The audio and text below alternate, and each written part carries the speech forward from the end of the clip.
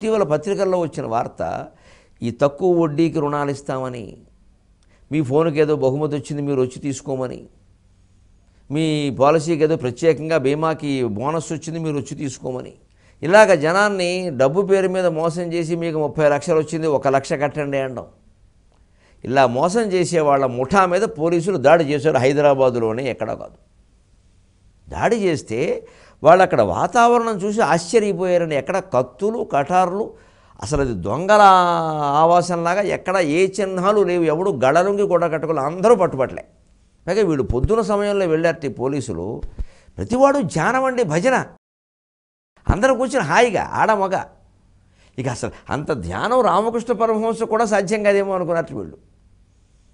తర్వాత వాళ్ళని పట్టుకుని ఏమిటిరా మీ గొడవ ఏమిటి, ఈ చేసే పని ఏమిటి, ఈ ధ్యానం ఏమిటి, ఈ పూజ ఏమిటి, ఆ చేసే పని ఏమిటంటే అంటే ఇప్పుడు ఇవన్నీ ఈ పూజలు ఇవన్నీ ఎందుకంటే ఆ పాపాలు పోవడానికే అన్నట్టు. మరి పాపం ఎందుకు మానవంటే ఎందుకంటే మానడం పోయే అవకాశం ఉన్నప్పుడు అన్నట్టు. ఎంత దారుణంగా మనం అవకాశం ఇస్తున్నామో గమనించండి. పాపం పోయే ఉపాయాలు చెప్పొద్దు, పాపం చేయకుండా ఉండే నిగ్రహాన్నే కలిగించాలి మనం. అందున సులభమైన ఉపాయాలు అసలు చెప్పకూడదు, చాలా ప్రమాదం అది. అయిపోయింది, దాని ఫలితాలు కనపడుతున్నాయి. ఎప్పుడే 5 ఏళ్లుగా సాగుతున్న ప్రచారాల ప్రభావం కనపడుతుంది. మళ్ళీ వాడి దగ్గర 100 మంది ఉద్యోగులు ఉన్నారండి. ఎందుకంటే ఫోన్లు చేయాలి కదండి. పైగా వాళ్ళని అడిగారు పోలీసులు, మీరు ఇవి చాలా అందరికీ తెలిసిపోతున్నాయి కదా, ఎవరు నమ్ముతాడు అంటే, అయ్యా మీకు ఏం తెలుసండి అంటే పట్టుకుని చెదగొట్టాకే చెప్పారులేండి. ఇవన్నీ తమదైన శైలిలో విచారిస్తారుగా. అవన్నీ అయ్యాక వాడు చెప్పింది ఏమిటంటే, మేము 100 మందికి మేము ఫోన్లు చేస్తామండి, ఒకళ్ళు 100 మందికి చేస్తారని రోజుకి, 2 పడితే చాలని బాగా అన్నాడు. పడతారు ఖచ్చితంగా, 2 10 మంది పడతారు. ఉన్నారు జనం వల్ల ఉన్నారు. స్పష్టంగా ఈ ఒత్తి పెట్టండి, ఈ దీపం పెట్టండి, ఈ పసుపు ఈ కుంకుమ అని చెప్పి కింద వాళ్ళ దుకాణం పేరు కూడా ఇచ్చి ఎక్కడ దొరుకును అంటే మనం అజ్ఞానంలో పడిపోతున్నాం. అది వాడు పై చెబుతున్నాడు, కింద దుకాణం పేరు, వ్యాపారమే కదా, వాడికి ఒప్పందమే కదా. ఈ మాత్రం ఆలోచించలేమా అండి?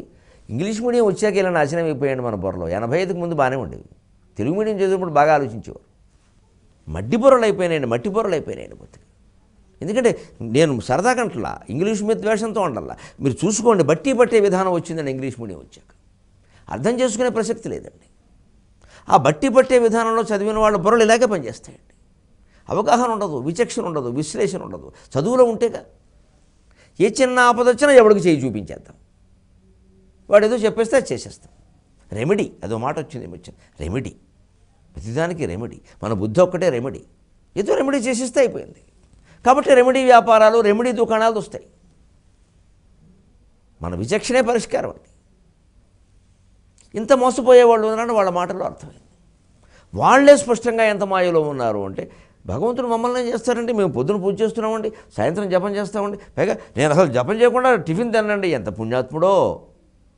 తర్వాత ఉదయం 10 నుంచి సాయంత్రం 4 వరకు మోసాలే. ఇంత ప్రమాదం జరుగుతోందండి భక్తి ప్రచారం వల్ల. అంచేత భక్తిని భక్తిగా ఎప్పుడూ ప్రచారం చేయకూడదు. భక్తి వేరు, ఆధ్యాత్మికత వేరు.